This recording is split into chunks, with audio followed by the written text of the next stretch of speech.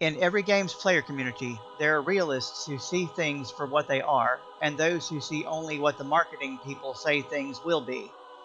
They are the ones who slam anyone pointing out the quantifiable facts, and they typically use the "it's an alpha, that stuff will be in there in beta" line.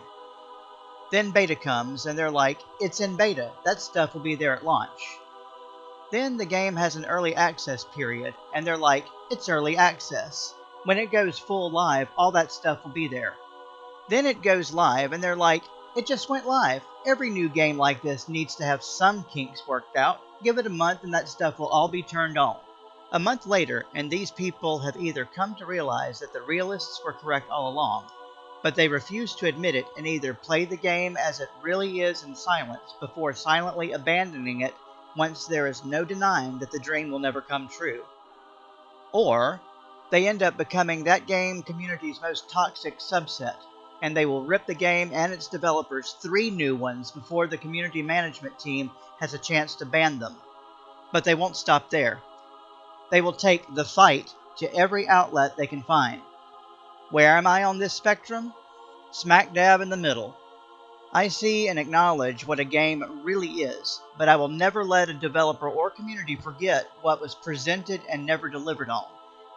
Not to rip them or demean them, just to simply point out the great potential that is still there.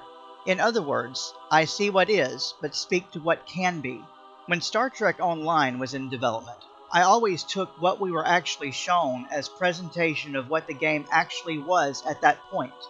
This was a game we were told would launch with a complete player versus player and player versus environment experience for both Federation and Klingon factions. And yet, all through development we only saw Federation gameplay, except for a few player versus player elements. I posted that the game was going to launch with either only a Federation player versus environment experience or a seriously limited one on the Klingon side. That was met with the White Knights and their "it's in beta, the Klingon stuff will be there when the game launches" argument. It launched with a full player versus player and player versus environment Federation experience, and a player versus player and a near non-existent player versus environment experience on the Klingon side. So I was correct. Now I fully understand why this had to happen. Star Trek has always been Federation-centric in its narrative, and Star Trek Online's developer, Cryptic Studios, had obtained the license from another developer that failed to make enough progress halfway through the licensing period that was paid for. But the kicker is that the clock was not reset. They had to be able to deliver a viable product in only half the time, and they had to practically start from scratch. This was an MMO based on a massively recognized IP, now being worked on by a very small team with only 2 years to work on it. Most average scale MMOs are in development for 4 to 6 years before they launch, with the game not even being announced to the public until at least a third into that cycle. And this is only the game's core features. This was Star Trek, so the Federation side of things had to be as complete as possible, otherwise the basis of the Star Trek narrative would have been missed. I will never badmouth Cryptic in this regard. They were too small a team for such a large IP, but they did what they could with the time that was given to them, and they did deliver a viable product. It was still missing half of what it was presented to have included, and the White Knights swore up and down that it would all magically be there very soon. And I never stopped pointing out the game's great potential. Potential that it has never attempted to achieve.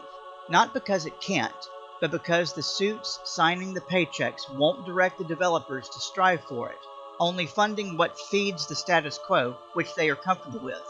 And now, let's turn our attention to Star Citizen. Yes, Star Citizen, which has been in development for what, 7, 8 years now? For large-scale MMOs, that's reasonable. If this was being developed by a typical MMO developer, we likely would have only heard about it 3 or 4 years ago.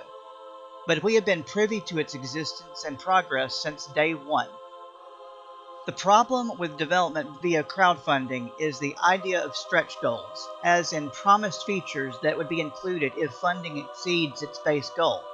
Cloud Imperium Games has consistently added to the stretch goals, also known as feature creep, and this has extended development way further than it might have been had it only focused on the core goals. Now, I am all for a feature-rich gaming experience, but at some point, you've got to draw the line and say, this is what needs to be in there, and we need to get this done and out there. Keep adding to the list of features, and you keep adding large chunks of time to the development cycle.